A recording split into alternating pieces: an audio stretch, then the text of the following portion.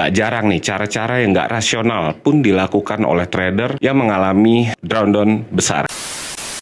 Hey guys, welcome back to my channel. Apa kabar semuanya? Bareng saya Reva Faruk seperti biasa, bincang-bincang sharing informasi tentang passion belajar dunia trading forex and commodity.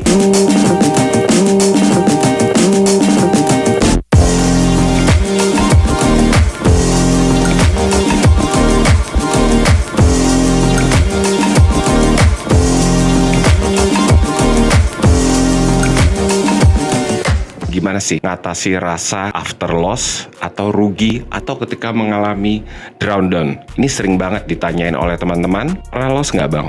Atau pernah rugi berapa? Terus gimana cara bangkit dari loss? Sehebat apapun trader tersebut pasti pernah mengalami yang namanya loss atau melakukan kesalahan-kesalahan analisa.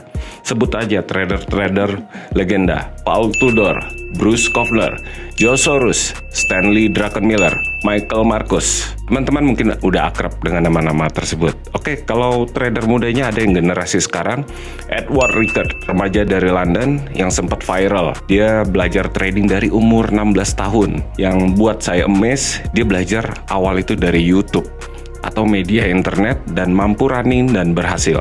Tapi juga pernah mengalami yang namanya loss. Artinya kalau mereka-mereka yang sukses saja pernah mengalami loss, apalagi kamu yang masih baru belajar. Pak, sebelum ngobrol banyak nih, jelasin dong apa itu drawdown. Drawdown adalah kondisi selisih antara saldo awal dengan equity account seorang trader jika saldo equity lebih rendah daripada saldo awal. Maka saat kondisi inilah sedang mengalami drawdown atau penyusutan account. Jadi biasanya after mengalami loss terus-menerus secara beruntun lalu diakumulasiin, ya disebut dengan drawdown. Contoh, kamu trading mulai dari deposit $5.000 dan ternyata dalam waktu akumulatif berapa bulan atau berapa minggu sisa equity kamu ada $4.000, maka kamu mengalami namanya drawdown. Dengan kata lain, drawdown dalam trading adalah jumlah loss yang diperoleh seorang trader saat ini dibandingkan dengan deposit awal. Jumlah drawdown ini bisa dihitung dalam bentuk persentase. Biasanya hal-hal ini buat seorang trader pemula akan mengalami yang namanya psikologinya kena. Itu rasanya saya paham banget, campur-campur. Ada rasa gemes, emosi, kesel, putus asa, apalagi lihat equity makin kegerus atau merosot jauh. Bener nggak? Ya bener sih Pak, bener banget. Jadi sadar atau enggak, semakin tinggi drawdown dalam account trading kamu, maka semakin besar pula persentase profit yang harus dikumpulkan untuk menutup kerugian tersebut. Lalu impactnya apa? Nggak jarang nih cara-cara yang nggak rasional pun dilakukan oleh trader yang mengalami drawdown besar. Contoh, mengambil resiko dengan meningkatkan ukuran lot, position size. Mereka lupa dengan prinsip money management atau cenderung trading agresif karena tujuannya adalah balas dendam, ingin buru-buru balik modal. Atau kalau gini biasanya cara-cara seperti ini bukannya untung, malah kita berupaya menghancurkan account milik sendiri. Please don't do that. Please hold your emotion. Gunakan common sense. Disinilah seorang trader wajib menggunakan logika, di mana saat terjadi drawdown atau biasanya penyusutan account, di sini biasanya seorang trader punya pemikiran antara dia stop atau dia evaluasi lagi, bukan pakai emosi-emosian dalam bertransaksi. Dan biasanya seorang trader atau profesi apapun akan teruji ketika mengalami ujian demi ujian. Artinya apa? Justru ujian-ujian inilah yang membuat seseorang menjadi kuat. Benar atau enggak? Trading atau profesi apapun itu hanya berkembang ketika seseorang memiliki kemampuan evaluasi diri yang baik. Digarisbawahi. Richard Dennis, trader sukses, juga pernah bilang begini: jika mengalami kerugian besar, kamu perlu break sejenak, lalu gunakan kesempatan tersebut perbaiki diri atau evaluasi diri sebelum memulai trading lagi. Semuanya diperlukan untuk bisa trading jadi lebih baik lagi.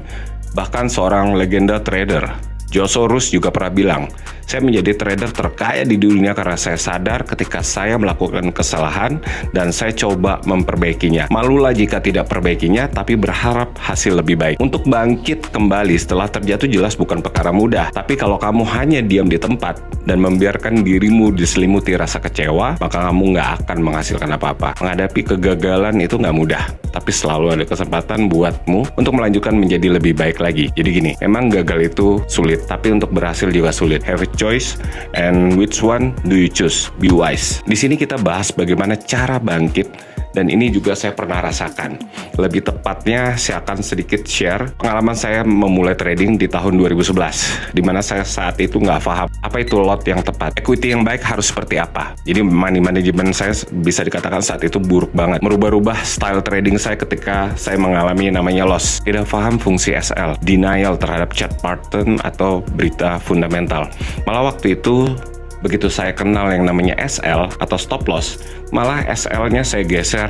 Artinya dari sini kalau dilihat saat itu saya sangat nggak konsisten, bahkan nggak punya psikologi yang baik. Kenapa? Karena merubah-rubah style trading saat itu sangat nggak konsisten. Nggak apa-apa ngaku salah, ya sportif. Mengakui diri salah adalah poin paling penting menjadi seorang trader. Karena dengan mengakui salah akan lebih banyak kemudahan dalam mempelajari tips lainnya. Tentu aja untuk memutarbalikkan keadaan bukan hal yang bisa dilakukan secara instan. Diperlukan pengetahuan, kesabaran, kedisiplinan yang cukup selain kekuatan modal yang cukup.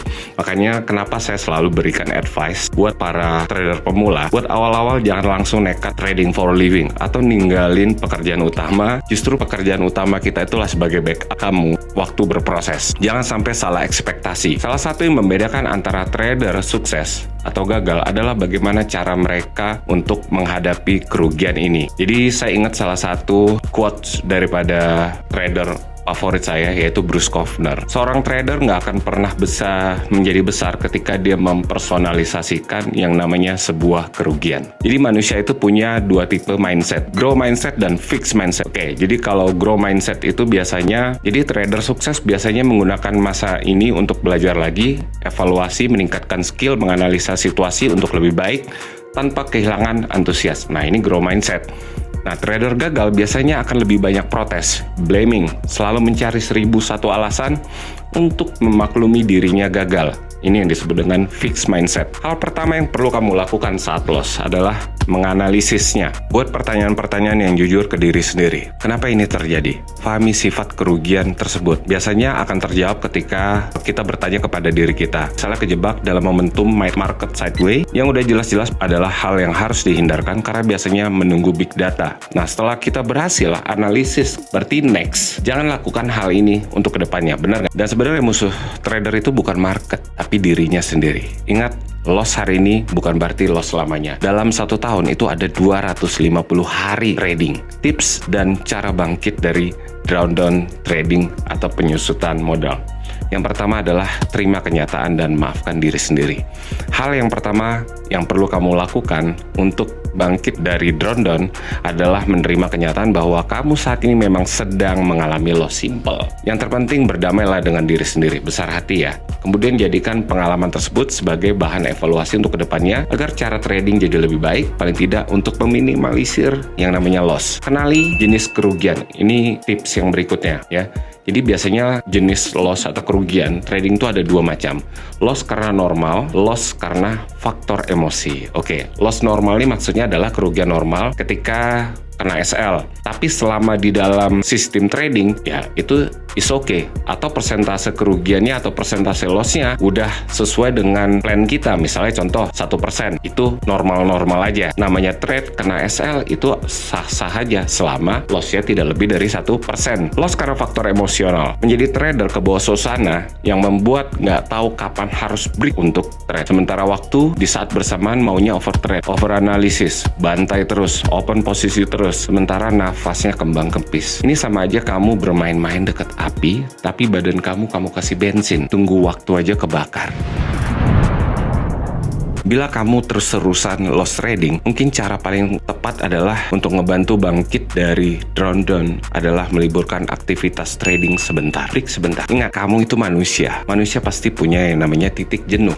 Rehat, refreshing, ketemu dengan teman-teman yang positif. Maka akan ngebantu menyegarkan pikiran kita kembali. After itu baru evaluasi trading. Mulai lagi dengan belajar strategi trading, perbaiki pemahaman soal analisis trading. Biasanya after refreshing pikiran, hati pasti akan lebih jernih lagi. Itu jadi lebih baik ketika belajar analisa, bisa fokus untuk disiplin. Ingat, disiplin. Fahami analisa-analisa fundamental dan teknikal secara baik. Contoh, untuk bahan evaluasi, tandai berita-berita yang udah dirilis dan tandai dampaknya terhadap pasar. Ini amati dulu ya. Tandai juga dengan analisa teknikal, lakukan backtesting. Harus ada trial error. Apapun pengaruh fundamental terhadap pasar, pelajari juga sentimen pasar after release data atau bisa juga before. Pahami juga konfirmasi teknikal ini wajib juga disesuaikan. Nah, kalau orang konsisten latihan, masa lama-lama nggak bisa jadi kebiasaan yang baik. Orang nggak bisa karena memilih untuk nggak bisa. Sama nih contoh, orang bilang, "Oh, saya nggak punya waktu untuk belajar." Sebetulnya bukan dia nggak punya waktu belajar, tapi dia nggak tahu cara bagaimana mengatur waktunya. Law of attraction. Saya selalu gunakan time frame besar untuk konfirmasi pasar. Time frame H4, time frame daily, karena saya seorang intraday. Mau gimana pun kondisi pasar, saya nggak akan bergeming ketika setup saya belum sesuai dengan rencana yang udah saya buat atau trade plan. Karena ini menjaga saya untuk agar nggak overreaksi. Ini berdasarkan experience. Tapi lagi-lagi style trade ini baru bisa diterapkan setelah saya dapetin dan pahami setelah bertahun-tahun meriset, melakukan trial error. Nah, riset ini kan pasti ada cost-nya. Apa itu? Ya, kalau nggak loss ya MC. Ya accept dong. Jadi menurut opini saya, kesalahan-kesalahan adalah bagian daripada sebuah pencapaian jika kita mau memperbaikinya. Catat. Latih secara detail. Terus perhatikan lot size. Dengan equity, tentukan batas resiko. Misalnya loss berapa persen. Jangan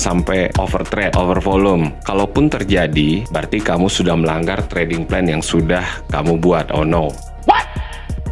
Oke, terjawab kan? Trader itu sering banget salah karena mereka sering melanggar aturan-aturannya yang sudah dibuat. Ini yang paling krusial. The rules number 1 adalah money management atau risk per trade. Misalnya, tadi kita udah sebutkan, loss nggak boleh lebih dari 1% per trade. Ingat, ini mirip seorang penyelam. Equity kamu itu persis tabung oksigen. Kebayang nggak seorang penyelam masuk ke laut mau nyelam dalam waktu lama atau lebih dalam, tapi oksigennya pas-pasan. Syukur-syukur kalau cuma ngap, ya pasti bye. Lagi enak-enak diving, die. No man. Jadi ini salah satu cara mindset yang bisa mengatasi penyusutan account adalah dengan memperhitungkan sebagai bagian dari pengelolaan money management. Ingat aja cerita penyelam tadi, oke? Dengan disiplin hal-hal kecil begini akan jauh lebih mudah ke depannya. Intinya, tidak ada yang tidak bisa jika orang berlatih bisa. Setiap manusia pada akhirnya harus memilih pada putusannya sendiri. Selalu ada konsekuensi di balik keputusan-keputusan itu. Dan apapun hasil konsekuensinya, ya mesti terima. Kita semua punya mimpi, tapi untuk mewujudkan mimpi jelas butuh banyak tekad,